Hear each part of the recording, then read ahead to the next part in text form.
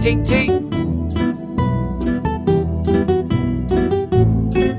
रात आधी से ज्यादा बीत चुकी थी। सारा शहर अंधेरे और सन्नाटे की आगोश में था। शहर का अनाथालय अंधेरे में डूबा हुआ था।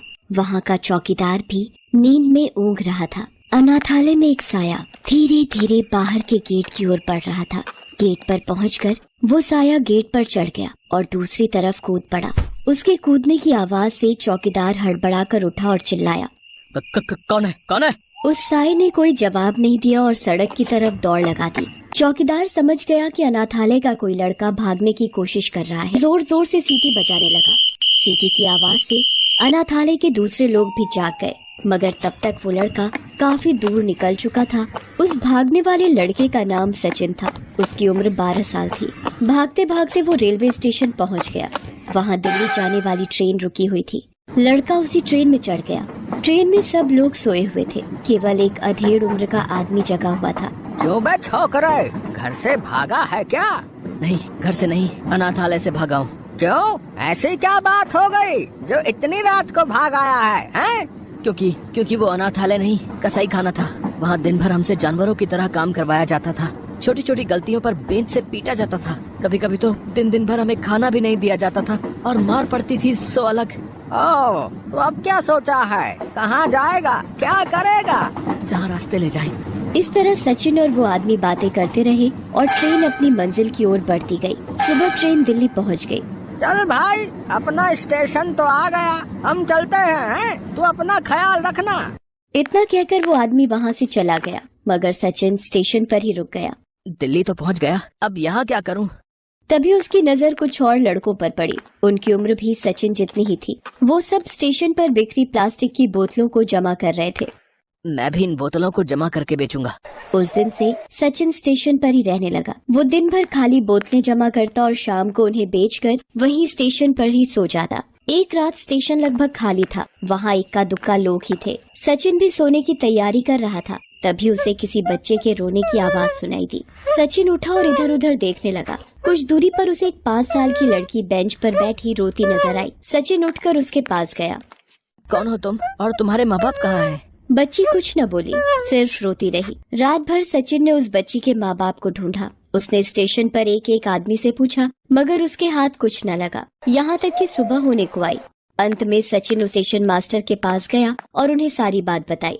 अरे ऐसे बच्चे यहाँ कई बार मिले हैं। इन्हीं के माँ बाप इन्हें यहाँ छोड़ जाते हैं। कमबख्त बच्चे तो पैदा कर लेते हैं मगर पाल नहीं सकते, तो यहाँ छोड़कर चले जाते हैं और हमारी मुसीबत बढ़ाते हैं। मैं पुलिस को फोन कर देता हूँ, वही आकर इस बच्ची को अनाथालय में भर्ती करवा देगी। अनाथालय का नाम सुनते ही सचिन भीतर तक कांप गया। उसे अपने अनाथालय के दिन याद आ गए। अगर मैंने इस बच्ची को यहाँ छोड़ा तो ये लोग इसे अनाथालय में छोड़ आएंगे और वहाँ न जाने इस मासूम के साथ कैसा सलूक होगा। नहीं, मैं इस बच्ची को यहाँ नहीं छोड़ूंगा। इतना सोचकर सचिन उस बच्ची को लेकर चुपके से वहाँ से निकल गया। सुबह के 10 बज गए थे। सचिन चला जा रहा था। तभी बच्ची ने कहा, भूख लगी है। सचिन ने अपनी जेब टटोली। कुल 20 ही रुपए थे। बच्ची को लिए वो एक कुलचे वाले के पास गया और उस बच्ची को 1 प्लेट कुलचा दिलवाया। बच्ची कुलचा खाते हुए सचिन से बोली, भैया तुम भी खाओ, तुमको भी भूख लगी होगी ना, लो मैं तुमको खिलाती हूँ। इतना कहकर बच्ची सचिन को खिलाने लगी। सचिन की आंखों में आंसू आ गए। इतने प्यार और अपनेपन से आज पहली बार किसी ने उसे बुलाया था। बच्ची के मुंह से अपने लिए भैया शब्द सुनकर उसके दिल को बहुत सुकून मिला था। अब चाहे जो हो जाए, आज से ये मेरी बहन है। इसकी खुशी के लिए मैं हर काम करूंगा। खुद को मेहनत की भट्टी में झोंक दूंगा, मगर अपनी बहन को कोई दुख नहीं आने दूंगा। खाने के बाद सचिन अपने और अपनी बहन के सर छुपाने की जगह ढूंढने लगा। जल्दी ही उसे एक झुग्गी मिल गई। मकान मालिक दयालु था। उसने अगले महीने पैसे लेने की बात मान ली। सचिन अपनी बहन के साथ वहाँ रहने लगा। रहने का इंतजाम तो हो गया, अब मुझे कोई काम ढूंढना होगा ताकि मैं अपनी बहन का दाखिला किसी अच्छे से स्कूल में करा पाऊँ। अपनी बहन को मैं खूब पढ़ाऊंगा। इतना सोचकर काम की तलाश में निकल पड़ा। महज 12 साल का होने के कारण उसे कोई काम नहीं दे रहा था। दिन भर भटकने के बाद वो एक छोटे से होटल में गया। उस होटल का मालिक एक बूढ़ा आदमी था। उसका नाम टेकचंद था। टेकचंद के भी आगे पीछे कोई नहीं था। सचिन टेकचंद के पास गया और उससे काम मांगा। अरे तू इतनी सी उम्र में काम क्यों करना चाहता है? मैं अपनी बहन को पढ़ाना चाहता हूँ। क्यों, तू खुद नहीं पढ़ना चाहता? चाहता तो हूँ, मगर पढ़ाई लिखाई इस भेजे में घुसती नहीं है। कोई काम दे दो ना सेठ। सेठ को सचिन ईमानदार लगा। उसने उसे काम पर रख लिया। अब सचिन दिन भर काम करता और उसकी बहन सेठ के साथ खेलती थी। इस तरह महीना भर गुजर गया। जिस दिन सचिन को पहली पगार मिली वो बहुत खुश हुआ। सेठ जी, मुझे कल की छुट्टी चाहिए, मुझे अपनी बहन का एडमिशन करवाने जाना है। उसे छुट्टी मिल गई। अगले दिन सचिन अपनी बहन के साथ होटल आया। अरे इसे तो स्कूल में होना चाहिए, इसे यहाँ क्यों लाया है? इसका दाखिला नहीं हुआ सेठ जी। क्यों? हमारे माँ बाप नहीं है ना, बिना माँ या पिता के साइन के इसका दाखिला नहीं हुआ। अरे एक साइन नहीं हुआ तो क्या इसकी पढ़ाई रुक जाएगी? चल मैं चलता हूँ स्कूल, मैं बनूंगा तुम्हारा गार्जियन, देखते हैं दाखिला कैसे नहीं मिलता। फिर से टेकचंद ने उनका गार्जियन बनकर सचिन की बहन का दाखिला करवाया। फॉर्म में सचिन ने अपनी बहन का नाम स्वाति लिखवाया। ये नाम सचिन ने ही उसे दिया था। वक्त का पहिया घूमता रहा। सचिन और स्वाति धीरे धीरे बड़े होने लगे। स्वाति पढ़ाई में काफी होशियार थी। एक एक कर सफलता की सीढ़ी चढ़ते हुए उसने 12वीं में पूरे जिले में टॉप किया। फिर अपनी काबिलियत के दम पर स्वाति का दाखिला शहर के मेडिकल कॉलेज में हो गया।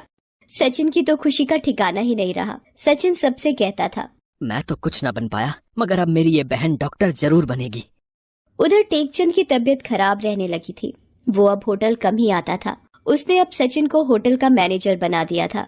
उसे सचिन पर अपने बेटे की तरह भरोसा था। एक दिन, सचिन बेटा, मेरे आगे पीछे कोई नहीं है। मुझे हमेशा ये डर लगा रहता था कि मेरे मरने के बाद इस शरीर को आग कौन देगा। भगवान ने तुझे भेजकर वो कमी पूरी कर दी है बेटा। मेरा बेटा है तू।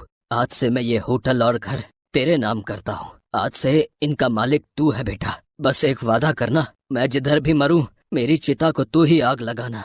सचिन की आंख भर आई और गला भर्रा गया। वो कुछ बोल नहीं सका। तकदीर भी कितनी अजीब होती है। जब नहीं था तो कोई नहीं था, अब मिले तो बहन और पिता दोनों मिल गए। इस घटना के कुछ दिनों के बाद टेकचंद का देहांत हो गया। टेकचंद का अंतिम संस्कार करने के बाद सचिन ने होटल का धंधा संभाला। उसने देखा कि छोटा होटल होने के कारण यहाँ ज्यादा लोग नहीं आते, इसलिए उसने बैंक से लोन लेकर पहले होटल को सजाया संवारा। उसने होटल की काया ही पलट दी। अब वो कोई छोटा मोटा होटल नहीं रहा, बल्कि शहर का जाना माना रेस्तरां बन गया। इसके बाद तो सचिन सफलता की सीढ़ियां चढ़ता गया और फिर कुछ ही सालों में उसने टेकचंद होटल एंड रेस्टोरेंट्स के नाम से शहर और आसपास कई सारे होटल्स की चेन खड़ी कर शहर का जाना माना रईस बन गया। किसने सोचा था कि अनाथालय से भागने वाला वो 2 हाथ का छोकरा सारे शहर पर राज करेगा।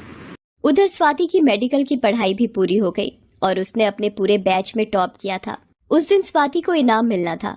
सारा हॉल लोगों से भरा हुआ था। कॉलेज के डीन ने स्वाति को सम्मानित किया। आज मुझे मिले इस इनाम की हकदार सिर्फ मैं नहीं, बल्कि मेरे भैया सचिन भी हैं। अगर उस दिन भैया मुझे स्टेशन से नहीं उठाते तो ना जाने आज मैं कहाँ होती। फिर स्वाति लोगों को अपनी सारी कहानी सुनाती है और अंत में कहती है, अगर भैया चाहते तो मुझे वहीं अनाथालय जाने के लिए छोड़ सकते थे, मगर नहीं, उन्होंने मेरा हाथ थामे रखा। सारी जिंदगी तकलीफों का सामना करते रहे, मगर मुझे किसी चीज की कमी महसूस नहीं होने दी। भगवान हर जगह नहीं जा सकते, इसलिए उन्होंने मेरे सचिन भैया जैसे फरिश्तों को बनाया जो उनकी कमी को पूरा कर सके। बस इसके आगे मुझे और कुछ नहीं कहना है। सारा हॉल तालियों की गड़गड़ाहट से गूंज उठा। लोगों की भीड़ में बैठे सचिन का सर गर्व से और ऊंचा हो गया। Mr. Ting Ting.